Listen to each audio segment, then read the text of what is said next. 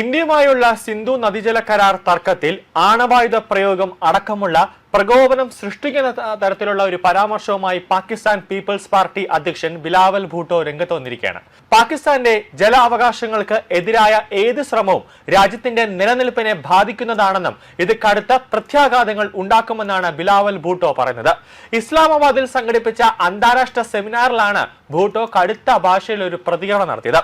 ഇതൊരു പരിസ്ഥിതി പ്രശ്നമോ നയതന്ത്ര വിഷയം മാത്രമോ അല്ലെന്നും പാകിസ്ഥാന്റെ സുരക്ഷയുമായും നിലനിൽപ്പുമായും നേരിട്ട് ബന്ധപ്പെട്ടിരിക്കുന്ന കാര്യമാണെന്നാണ് ബിലാവൽ ഭൂട്ടോ പറയുന്നത്. ജലകരാർ ലംഘിക്കപ്പെടുന്നത് രാജ്യത്തിന് നേരെയുള്ള നേരിട്ടുള്ള ഒരു ആക്രമണമായി കാണേണ്ടി വരുമെന്നാണ് ബിലാവൽ ഭൂട്ടോ പറയുന്നത്. പാകിസ്ഥാന്റെ ആണവ നയം മുൻനിർത്തിയായിരുന്നു ഭൂട്ടോയുടെ ഒരു ഭീഷണി ഇന്ത്യക്ക് മേൽ വന്നത്.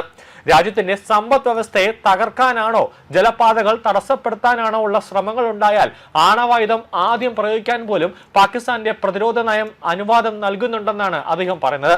അതായത് ഇന്ത്യക്ക് നേരെ ഒരു ആണവായുധ പ്രയോഗം നടത്തും, ജലം വിട്ടു തന്നില്ലെങ്കിൽ അല്ലെങ്കിൽ സിന്ധു നദീജല കരാറിൽ ഇന്ത്യ ഇപ്പോൾ വരുത്തിയിരിക്കുന്ന നിയന്ത്രണം മാറ്റിയില്ലെങ്കിൽ ഇന്ത്യക്ക് നേരെ പാകിസ്ഥാൻ ആണവായുധ പ്രയോഗം നടത്തുമെന്നാണ് ബിലാവൽ ഭൂട്ടോ ഒരു ഭീഷണി പറയുന്നത്.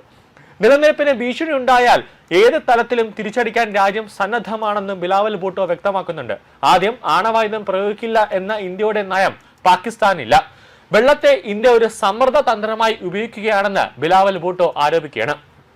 ജലാവകാശങ്ങളിൽ പാകിസ്ഥാൻ ഒരിക്കലും വിട്ടുവീഴ്ച ചെയ്യില്ല.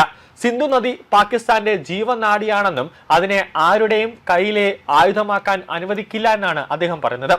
സമാധാനമാണ് പാകിസ്ഥാൻ ആഗ്രഹിക്കുന്നത്, എന്നാൽ അത് ആത്മാഭിമാനത്തോടെയുള്ള സമാധാനമായിരിക്കുമെന്നും ഭൂട്ടോ വ്യക്തമാക്കുന്നുണ്ട്. 2025 ഏപ്രിൽ പഹൽഗാം ഭീകരാക്രമണത്തിന് പിന്നാലെ ഇന്ത്യ ജലകരാർ നിർത്തിവെച്ച സമയത്തും ബിലാവൽ ഭൂട്ടോ സമാനമായ രീതിയിൽ ഇന്ത്യക്കെതിരെ രൂക്ഷമായ പരാമർശങ്ങളും ഭീഷണികൾ നടത്തിയിരുന്നു. സിന്ധു നദി ഞങ്ങളുടേതാണ്, അത് ഞങ്ങളുടേതായി തന്നെ തുടരും, ഒന്നുകിൽ അതിലൂടെ ഞങ്ങളുടെ വെള്ളം ഒഴുക്കും അല്ലെങ്കിൽ അവരുടെ ചോര ഒഴുക്കുമെന്നായിരുന്നു അന്ന് ബിലാവൽ ഭൂട്ടോ ഭീഷണി മുഴക്കിയത്. സിന്ധു നദീജല ഉടമ്പടി പ്രകാരം ഇസ്ലാമാബാദിന്റെ വിഹിതം അവകാശപ്പെടാൻ ശ്രമിക്കുന്നവരുടെ കൈകൾ ഇസ്ലാമാബാദ് വെട്ടിക്കളയുമെന്ന് കാലാവസ്ഥാ വ്യതിയാന മന്ത്രി മുസാദിദ് മാലിക് ഇന്ത്യക്ക് നേരെ ഒരു ഭീഷണി മുഴക്കിയിരുന്നു. അതിനെ തുടർന്ന് പതിറ്റാണ്ടുകൾ പഴക്കമുള്ള ജലം പങ്കിടൽ കരാറിനെ ചൊല്ലിയുള്ള സംഘർഷങ്ങൾ രൂക്ഷമായിക്കൊണ്ടിരിക്കുന്നതിനിടെയാണ് പാകിസ്ഥാന്റെ പുതിയ ഭീഷണി ഇപ്പോൾ ബിലാവൽ ഭൂട്ടോ ഒരു ഭീഷണിയുമായി രംഗത്ത് വന്നത്.